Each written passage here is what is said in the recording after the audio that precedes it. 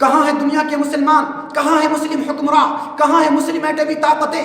کہاں ہے خالد بن ولید و صلاح الدین ایوبی کی روحانی اولاد؟ کہاں ہے شاہان عالم؟ آج شام جل رہا ہے، غوطہ مسمار کیا جا رہا ہے، معصوموں پر خوفناک حملے کیے جا رہے ہیں، تاریخ انسانی کا بدترین حملہ۔ مگر افسوس پوری دنیا کے ساتھ ساتھ آج مسلم حکمراں بھی خاموش تماشائی ہے۔ حکمرانوں، کیا تمہاری غیرت مر چکی؟ کیا تمہارا ضمیر مردہ ہو چکا؟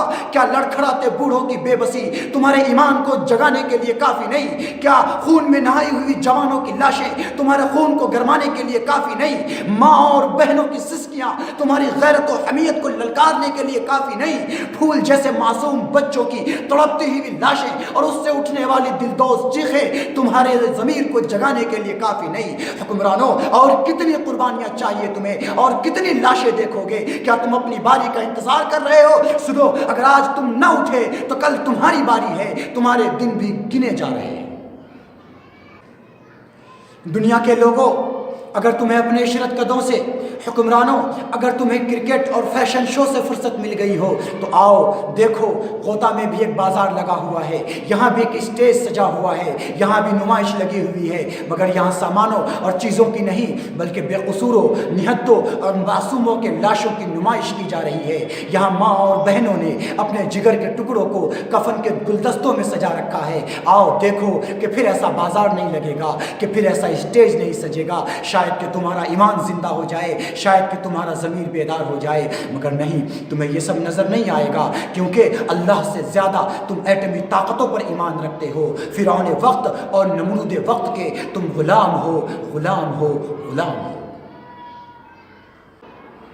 میں پوچھنا چاہتا ہوں خود کو امن عالم کا سپریمو کہہ لینے والے دہشت گرد امریکہ اور اس کے سپورٹروں سے کہ کہاں ہے تمہارا امن عالم کا فارمولہ؟ میں پوچھنا چاہتا ہوں امن و انصاف کی دہائی دینے والے اقوام عالم کے لیڈروں سے کہ کہاں ہے تمہاری اقوام متحدہ اور اس کی قراردادیں؟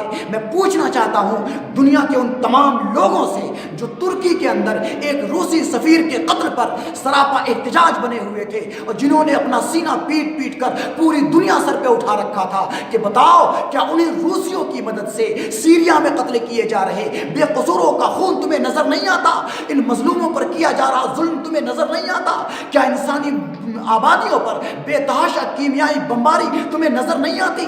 کیا معصوموں کی دلدوز چیخیں تمہیں سنائی نہیں دیتی؟ کیا تم اندھے اور بہرے ہو گئے ہو؟ اگر نہیں تو اس ظلم کے خلاف سراپا احتجاج کیوں نہیں ہوتے؟ کہاں ہے ہمارا وہ ہندوستان جو ہر ظلم پر چیخ اٹھتا تھا، جو ہمیشہ مظلوموں کی حمایت میں بولتا رہا؟ آخر وہ اس ظلم پہ سراپا احتجاج کیوں نہیں ہوتا؟ میں ہندوستانی عوام اور سرکار سے یہ اپیل کرتا ہوں کہ وہ اس ظلم کے خلاف احتجاج درج کرائیں اور اس کو روکنے کے لیے کڑے اقدامات کریں، مظلوموں کا ساتھ دیں، مظلوموں کی حمایت میں کھڑے ہو کر انسانیت کا ثبوت دیں۔ اور یہ ابن سبا کی روحانی اولاد بشار کیا سمجھتا ہے کہ بارود کے زور پر ان نہتوں کو دبا دے گا؟